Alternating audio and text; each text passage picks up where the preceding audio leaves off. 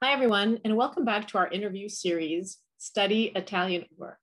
Today, we're going to be speaking to Dr. Enza Antenos about Italian and a career in business. Dr. Antenos received her PhD in Italian Studies from the University of Toronto in Canada. Her research interests include emerging technologies, made in Italy, and innovative cross-functional educational pathways for world languages. In addition to being the student advisor for Italian at Montclair University, she is also the director of the newly approved joint degree program in language, business, and culture. Welcome, Dr. Antenos. Thank you so much for being with us today. Well, thank you very much for having me. So what I like to ask a lot of our interviewees who are not native speakers is, what was your own personal journey that got you interested in Italian and led you to eventually deciding to get your PhD in Italian studies? I never intended on pursuing a PhD in Italian. I went to university and I was enamored with learning and didn't decide on a major until my final year because I was forced to. But I was fortunate enough to have a wonderful mentor in my senior year. And she mentioned the idea of pursuing a master's.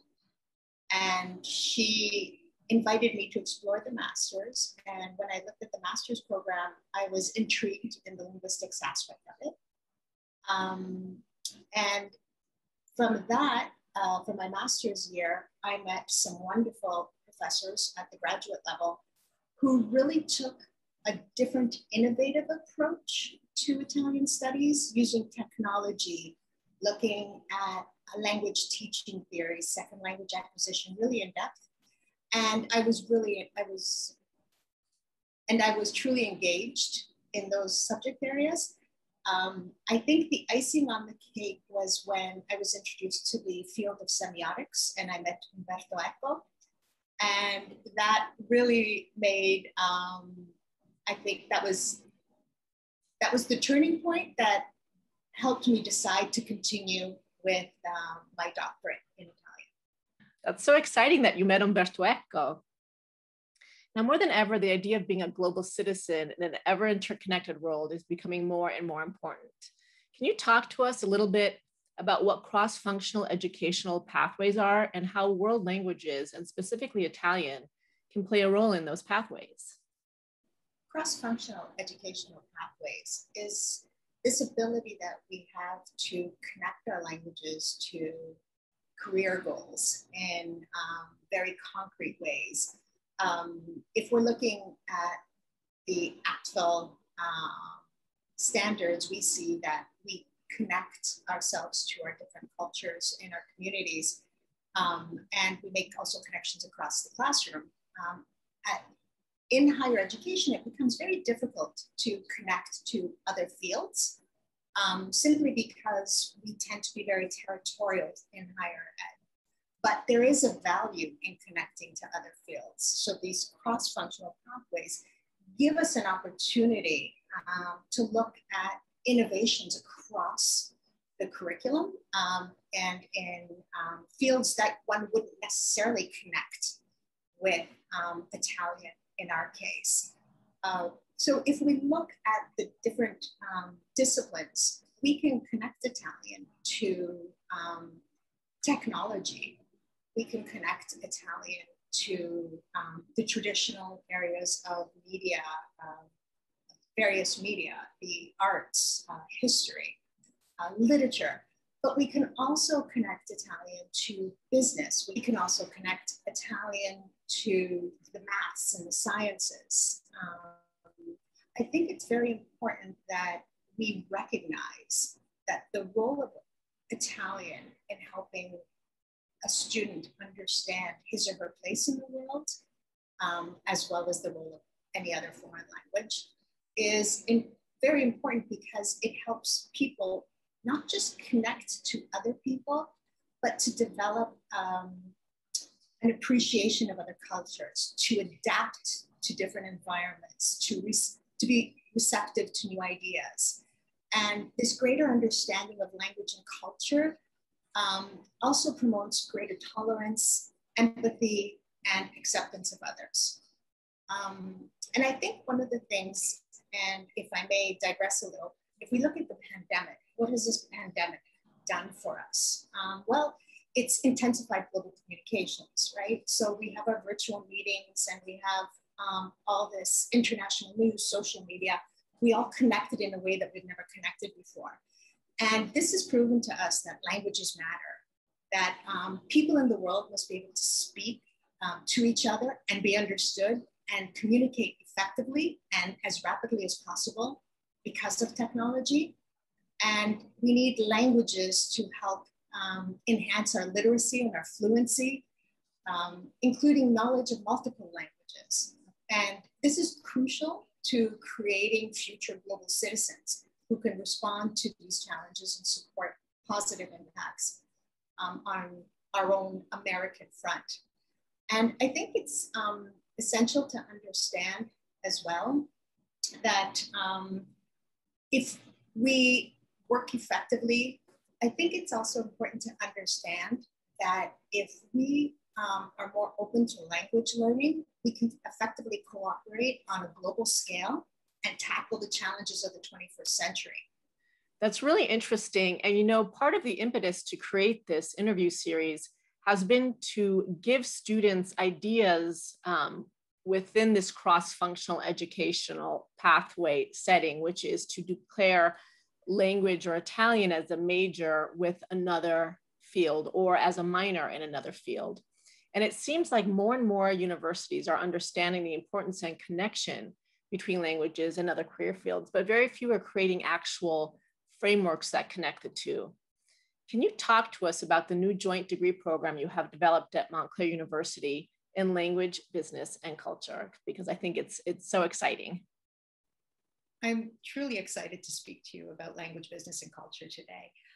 Language, Business, and Culture was born in fall of 2019, and it was a joint effort between the College of Humanities as well as the Feliciano School of Business.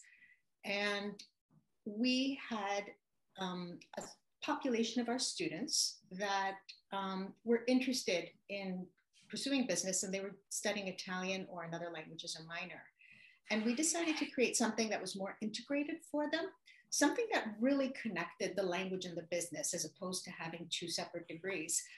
And I'm very proud to say that we are the first institution in the United States that presented it for Italian. These international business programs that included a language didn't include Italian. They would include French or Spanish or German, and Italian was always by the wayside. So since the early 80s, when these international business programs came about, we had nothing for Italian.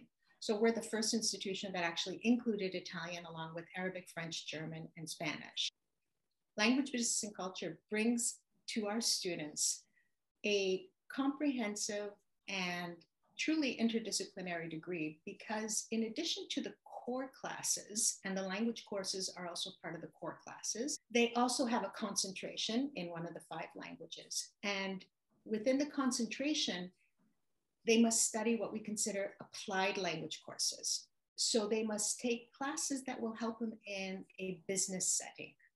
And they must take courses that are introducing them to Italian ways of life and Italian consumption, Italian marketing, etc., Italian media as well. However, they won't study Dante unless Dante is used in a marketing campaign. And for some Italianists, the purists, this is not the proper way to teach Italian, but it makes Italian relevant to the students. So our students have this opportunity to explore the language in a way that they can apply it to their career. This degree provides our students with an opportunity to learn Italian in a business setting. It is a requirement of the degree that students have an international experience. And we in Italian have been very fortunate, thanks to the Enza chair and thanks to a great group of professors, to provide students with opportunities to work with professionals in the field. And we've been very fortunate to provide internship opportunities to our students. And I am very happy that today we have with us Domenico Lisa, an alumnus of Montclair State who had an internship opportunity and will be sharing his story with us. Thank you for having me on. Domenico, you graduated from Montclair State in 2017. Tell us a little bit about your Italian origins. Okay, so my family and I were from Salerno, provincia di Salerno, which is south of Naples. And, we come from a very small village in the mountains. I would say roughly 2,000 people is the population. Very cultured town, little village. My father's side, their parents opened up a deli here in the United States in Hoboken. And then when they needed help, they actually wanted my dad to go help them out with the business because it was just so popular and booming. Italian deli back then was a gold mine, especially with the products coming straight from Italy. You didn't see that very often around here. When you declared Italian as your major, what were your initial ideas of what you would do with your Italian majors? Well, my idea was to always have some kind of tie to my native culture, Italian. I didn't know there was many opportunities out there until growing up and experiencing many different fields. I always, I pictured working for an Italian company, which, it could be, Ferragamo, Salvatore Ferragamo, all these fashion industry. And then when I took the business class with you, it also opened up my mind to, it's not only fashion, or there's multiple industries where Italian culture can be used. So you had the internship opportunity with Monte dei Paschi di Siena Bank. And how did that experience change your idea as to what you could do with an Italian degree?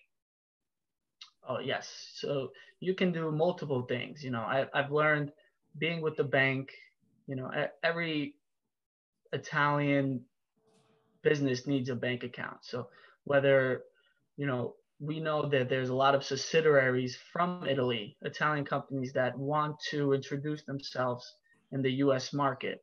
And that's where I learned there endless routes to enter that with the Italian culture. You have, agriculture machinery that are built in Italy, and, they wanted to develop themselves in the US market. And also, the automobile market, specifically Fiat. Fiat back then, no one ever saw a Fiat in America. Now it's a lot more frequent to see one.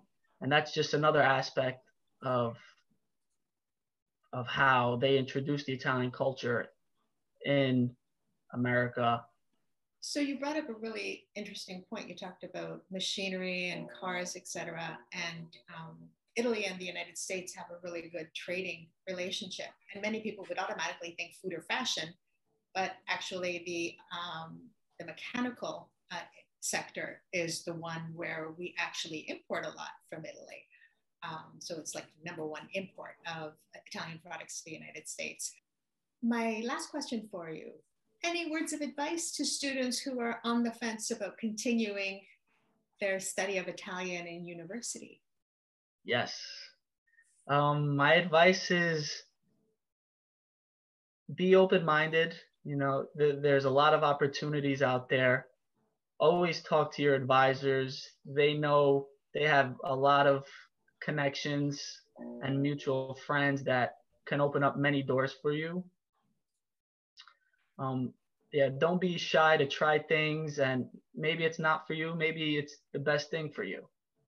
I think it's so important for the students who are watching this video to really understand, like you said, open their how they think of Italy, that it is manufacturing, transportation, design, architecture, science, that it isn't just fashion, food, and art. And I think making those connections while they're studying Italian as they choose another major or become involved in these types of programs that Montclair has established, I think is extremely beneficial to them. And it's great for them to know that now as they're starting their journey in their undergraduate work, because also their relationship with their counselor is going to be something that's very formative in guiding them through these types of